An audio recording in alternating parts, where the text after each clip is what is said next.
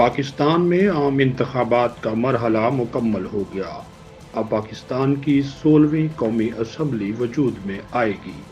نومنتخب اراکین کو خوش آمدید کہنے کے لیے قومی اسمبلی سیکریٹریٹ نے تیاریاں شروع کر دی ہیں۔ 224 کے شق 2 کے تحت عام انتخابات کے 14 دن کے اندر الیکشن کمیشن نتائج دینے کا پابند ہے۔ الیکشن کمیشن کامیاب امیدواروں کی گزٹ نوٹیفیکیشن قومی اسمبلی سیکریٹریٹ کو بھجوائے گا، جبکہ 21 ایام میں قومی اسمبلی کا اجلاس بلانا بھی آئینی تقاضا ہے۔ وزارت پارلیمانی امور کا کہنا ہے کہ قومی اسمبلی کا اجلاس اراکین کی کامیابی کے نوٹیفیکیشن جاری ہونے کے بعد کسی بھی وقت طلب کر لیا جائے گا۔ اس حوالے سے نگران وزیر اعظم صدر مملکت عارف علوی کو ایڈوائس بھجوائیں گے۔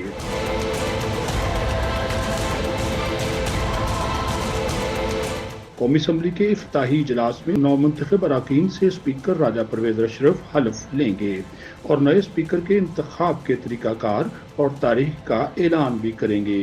پھر موجودہ اسپیکر، نئے اسپیکر اور ڈپٹی اسپیکر کے انتخاب کروائیں گے۔ دونوں کا انتخاب خفیہ رائے شماری سے ہوگا۔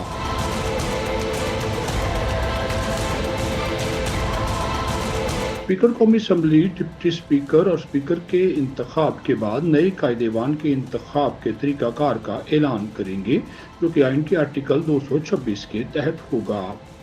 قائد ایوان کے کاغذات نامزدگی جمع کروانے والے امیدواروں کو 1 دن کا وقت دیا جائے گا۔ نومنتخب وزیر اعظم کے لیے ایوان کے مجموعی اراکین کا نصف حاصل کرنا لازم ہے۔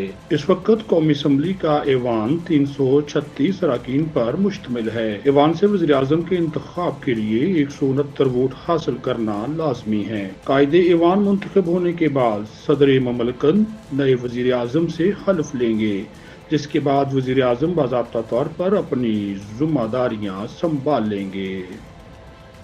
ساجد، M2M اردو۔